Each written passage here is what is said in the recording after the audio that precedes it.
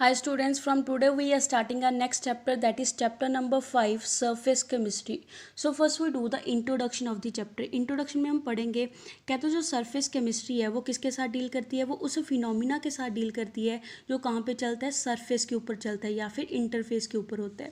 कहता है जो सब्सटेंसेस की काफ़ी सारी प्रॉपर्टी होती हैं, पर्टिकुलरली कहता है जो सॉलिड और लिक्विड की प्रॉपर्टीज़ होती हैं वो किसके ऊपर डिपेंड करती हैं, सरफेस की नेचर के ऊपर डिपेंड करती है। कहता है यहाँ पे जो सरफेस है वो किस चीज़ को रिप्रेजेंट करती है, वो उस बाउंड्री को रिप्रेजेंट करती है जिस बाउंड्री से क्या हो जाते हैं, दो बल्क फेसेस सेपरेट हो जाते हैं एक दूसरे से। कहता है उसको हम इंटरफेस भी बोल देते हैं। जनरली कहते हैं इसको हम रिप्रेजेंट कैसे करते हैं, अगर कहता है दो बल्क फेसेस को हमें सेपरेट करना हो उसको हम रिप्रेजेंट करने के लिए या तो हाइफन यूज़ करते हैं या फिर स्लैश यूज़ करते हैं। फॉर एग्जाम्पल कहते हैं जो इंटरफेस है या फिर सरफेस है सॉलिड और लिक्विड के बीच में, उसको हम रिप्रेजेंट कैसे करेंगे, कहता है सॉलिड और लिक्विड के बीच में या तो हाइफन लगा के उसको सेपरेट करते हैं या फिर सॉलिड और लिक्विड के बीच में स्लैश लगा के उसको रिप्रेजेंट करते हैं। कहता है ऐसी कोई भी इंटरफेस है या फिर सरफेस है वो गैसेस के बीच में प्रेजेंट नहीं होती, बिकॉज जो गैसेस है वो क्या होती है, कंप्लीटली मिसिबल होती हैं, एक दूसरे में मिक्स हो जाती हैं। कहता है केमिस्ट्री की वो ब्रांच जो किसके साथ डील करती है, सरफेस की नेचर के साथ डील करती है। ऑल्सो कहते हैं जो सरफेस के ऊपर चेंजेस होती हैं उसके साथ डील करती है, उस ब्रांच को हम क्या बोलते हैं, सरफेस केमिस्ट्री बोलते हैं। कहता है जो सॉलिड्स के ऊपर एड्सॉर्प्शन होती है, जो सॉल्यूशन सरफेस के ऊपर एड्सॉर्प्शन होती है, कोलाइडल प्रॉपर्टीज़ होती हैं, इलेक्ट्रोड प्रोसेसेस चलते हैं, हेट्रोजीनियस कैटालिसिस होती है, डायसोल्यूशन प्रोसेस होता है, क्रिस्टलाइजेशन प्रोसेस होता है, क्रोजन होता है। ये सभी क्या है, इंपॉर्टेंट सरफेस के इफेक्ट्स हैं। ये सभी कहाँ पे चलते हैं, सरफेस के ऊपर होते हैं। कहता है इससे हम क्या कर सकते हैं, काफ़ी सारे सब्सटेंसेस की फिजिकल और केमिकल प्रॉपर्टीज़ को समझ सकते हैं। देयरफॉर कहता जो स्टडी है सरफेस केमिस्ट्री की, उसकी ग्रेट इंपॉर्टेंस है वो सिर्फ एकेडमिक पॉइंट ऑफ व्यू से ही नहीं होती है, बट ऑल्सो कहता उसकी इंपॉर्टेंट एप्लीकेशंस होती हैं, अप्लाई होती है, वो इंडस्ट्रीज़ में अप्लाई होती है, एनालिटिकल केमिस्ट्री में अप्लाई होती है, एंड हमारी डेली लाइफ में भी क्या होती है, अप्लाई होती है। कहता अगर हमें सरफेस की स्टडीज़ करनी है तो उसके लिए एक नेसेसरी कंडीशन चाहिए कि जो वो सरफेस है वो क्या होनी चाहिए, क्लीन सरफेस होनी चाहिए। कहता जो अल्ट्रा क्लीन सरफेस है मेटल्स की वो हमें कैसे ऑब्टेन होगी, अल्ट्रा क्लीन मीन्स बहुत ज़्यादा साफ सरफेस है मेटल की, वो कैसे ऑब्टेन होती है। कहता हम उस मेटल को क्या रखते हैं, हाई वैक्यूम में रखते हैं। हाई वैक्यूम हमारे पास किस ऑर्डर का होना चाहिए, 10⁻⁻8 से लेके 10⁻⁹ पास्कल तक का उसका वैक्यूम होना चाहिए। कहता जो सॉलिड मटेरियल्स है ऐसी क्लीन सरफेस वाले, उनको हमें हमेशा किस में स्टोर करके रखना चाहिए, वैक्यूम में स्टोर करके रखना चाहिए। अदरवाइज कहता क्या होता है कि उसके ऊपर ऑक्सीजन के मॉलिक्यूल की लेयर बन जाती है या नाइट्रोजन के मॉलिक्यूल की लेयर बन जाती है एटमॉस्फेरिक एयर से। कहता इस चैप्टर में हम पढ़ेंगे इंपॉर्टेंट एस्पेक्ट्स के बारे में कि सरफेस केमिस्ट्री के जो इंपॉर्टेंट एस्पेक्ट्स होते हैं, adsorption, catalysis, colloids, emulsion and gels के बारे में हम पढ़ेंगे। First topic is adsorption. कहता है एड्सॉर्प्शन क्या होती है, कहता है ऐसी काफ़ी सारी एग्जांपल्स है वो क्या शो करती हैं कि जो सॉलिड की सरफेस है उसमें टेंडेंसी होती है वो मॉलिक्यूल्स को अपनी तरफ को अट्रैक्ट कर लेती हैं एंड उन मॉलिक्यूल्स को क्या करती है, अपनी सरफेस के ऊपर रिटेन करके रखती हैं, जमा करके रखती हैं। जब कहता मॉलिक्यूल्स क्या होंगे, सॉलिड की कॉन्टैक्ट में आते हैं। कहता है ये जो मॉलिक्यूल्स है वो क्या होते हैं, सिर्फ सॉलिड की सरफेस के ऊपर ही रहते हैं, सॉलिड की बल्क के अंदर जाके उसके अंदर जाके मिक्स नहीं होते, पेनिट्रेट नहीं होते हैं। फॉर एग्जांपल कहता है अगर हम क्या करें, small amount of finally divided charcoal, break PC हुई चारकोल को हम रख दें वेसल में, जिस वेसल में क्या है, गैस फिल है, हम क्या ऑब्जर्व करेंगे, कहता है जो गैस का प्रेशर है वो एकदम से क्या हो जाता है, डिक्रीज हो जाता है स्टार्टिंग में, उसके बाद जो गैस के प्रेशर में डिक्रीज आता है वो क्या हो जाता है, स्लो हो जाता है। कहता है जो डिक्रीज आया है गैस के प्रेशर में वो किस वजह से आया है, बिकॉज कहता है जो गैस है वो क्या हो जाती है, अकमुलेट हो जाती है, जमा हो जाती है चारकोल की सरफेस के ऊपर जाके। कहता है यहाँ से क्या ऑब्जर्व होता है कि जो गैस के मॉलिक्यूल्स है वो सिर्फ सरफेस के ऊपर रहते हैं, वो चारकोल की बल्क में जाके मिक्स नहीं होते हैं, उसके डीप नहीं जाते हैं। तो जिस वजह से कहता है क्या होगा, जो कंसंट्रेशन है हमारे पास गैस की वो क्या होगी, चारकोल की सरफेस के ऊपर ज़्यादा होगी एज कंपेरिजन टू चारकोल के अंदर, उसकी बल्क के अंदर के कंपैरेटिवली।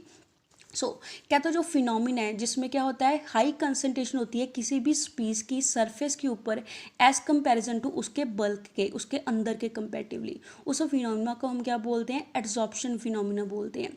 सिमिलरली कहता है सॉलिड्स है, सॉलिड क्या करते हैं, सॉल्यूट मॉलिक्यूल्स को सॉल्यूशन में से अपनी सरफेस के ऊपर एड्सॉर्ब कर लेते हैं। कहता है जो एड्सॉर्प्शन है वो क्या एक सरफेस फिनोमिना है, एड्सॉर्प्शन सिर्फ सरफेस के ऊपर होती है। इवन कहता है जो लिक्विड की सरफेस है वो भी क्या करती है, इस एड्सॉर्प्शन फिनोमिना को शो करती है। तो यहाँ से डेफिनेशन क्या होगी, कहता है वो फिनोमिना जिसमें क्या होता है सॉलिड की सरफेस में टेंडेंसी होती है मॉलिक्यूल्स को अपनी तरफ अट्रैक्ट करती है एंड उनको अपनी सरफेस के ऊपर क्या करेगी, रिटेन करके रखती है, जमा करके रखती है। एज अ रिजल्टिंग कहता क्या होगा कि जो हाई कंसंट्रेशन है उन मॉलिक्यूल्स की वो सरफेस के ऊपर ज़्यादा हो जाती है एज कंपेरिजन टू बल्क के। उस फिनोमिना को हम क्या बोलते हैं, एड्जॉर्प्शन फिनोमिना बोलते हैं। कहता है एड्जॉर्प्शन के कारण क्या होता है, जो सरफेस एनर्जी है वो क्या हो जाती है, डिक्रीज हो जाती है। Next is adsorbent and adsorbate. कहता है एड्जॉर्बेंट एंड एड्जॉर्बेट क्या होते हैं। कहता है जो सॉलिड सब्सटेंसेस है जिसके ऊपर क्या होती है, एड्जॉर्प्शन होती है। कहता है जो सॉलिड सब्सटेंस है जो अपनी सरफेस के ऊपर एड्जॉर्प्शन को करवाता है उसको हम क्या बोलते हैं, एड्जॉर्बेंट बोलते हैं। एंड कहता है जो सब्सटेंस जाके सॉलिड की सरफेस के ऊपर एड्जॉर्ब हो रहा है उसको हम क्या बोलते हैं, एड्जॉर्बेट बोलते हैं। फॉर एग्जाम्पल जैसे हम इस डायग्राम से करेंगे, कहता है यहाँ पे जो सॉलिड है जिसकी सरफेस के ऊपर जाके एड्जॉर्प्शन हो रही है उसको क्या बोलते हैं, एड्जॉर्बेंट बोलते हैं। और जो सब्सटेंस जाके सॉलिड की सरफेस के ऊपर जमा हो रहा है उसको हम क्या बोलते हैं, एड्जॉर्बेट बोलते हैं। जैसे हमने चारकोल की एग्जांपल ली थी, यहाँ पे क्या था, जो चारकोल की सरफेस है वो किसका काम करती है, एड्जॉर्बेंट का काम करती है। और जो गैस के मॉलिक्यूल्स उसकी सरफेस के ऊपर जाके जमा हुए थे वो किसका काम करते हैं, एड्जॉर्बेट का काम करते हैं। नेक्स्ट इज कहता है जो प्रोसेस होता है रिमूवल का। कहता है जो सरफेस के ऊपर सब्सटेंस एड्जॉर्ब हुआ है अगर हम उस एड्जॉर्ब सब्सटेंस को उसकी सरफेस से क्या कर दे, रिमूव कर दे, उसको हम क्या बोलते हैं, डिसॉर्प्शन प्रोसेस बोलते हैं। कहता है जो डिसॉर्प्शन प्रोसेस है वो क्या होता है, एड्जॉर्प्शन प्रोसेस के रिवर्स चलता है, उसके ऑपोजिट डायरेक्शन में चलता है। कहता है हम डिसॉर्प्शन है वो कैसे करवाते हैं।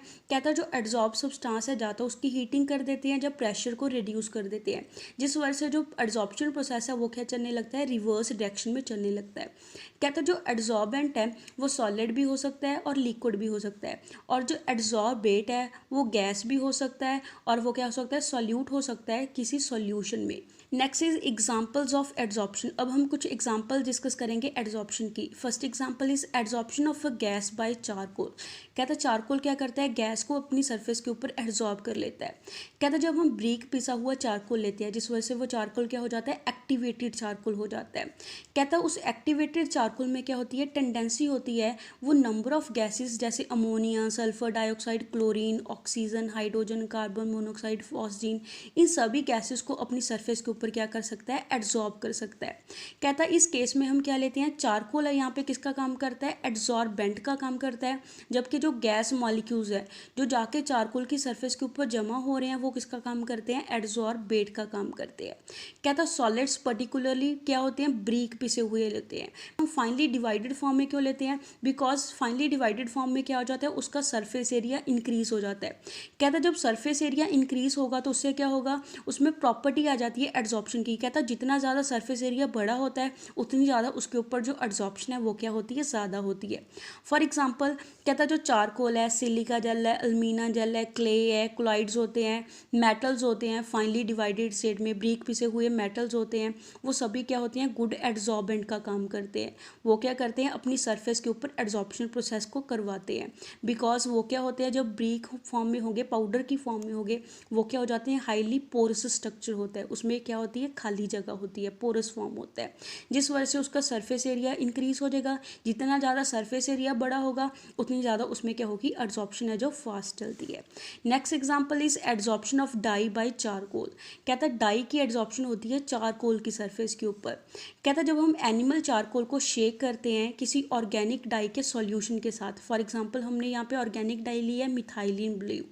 कहता है जब मिथाइलिन ब्लू के साथ एनिमल चारकोल को मिक्स करके शेक करते हैं तो हम क्या ऑब्जर्व करेंगे, कहता है जो सॉल्यूशन है डाई का वो क्या हो जाता है, कलरलेस हो जाता है, जो उसका कलर है वो खत्म हो जाता है।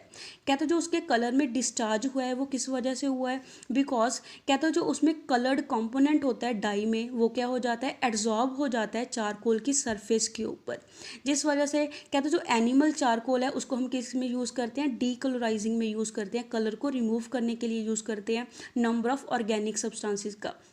कहता अगर हमें नंबर ऑफ ऑर्गेनिक सब्सटेंसेस के कलर को रिमूव करना है तो कि उसको किसके साथ शेक करेंगे, चारकोल के साथ हम उसको शेक करते हैं।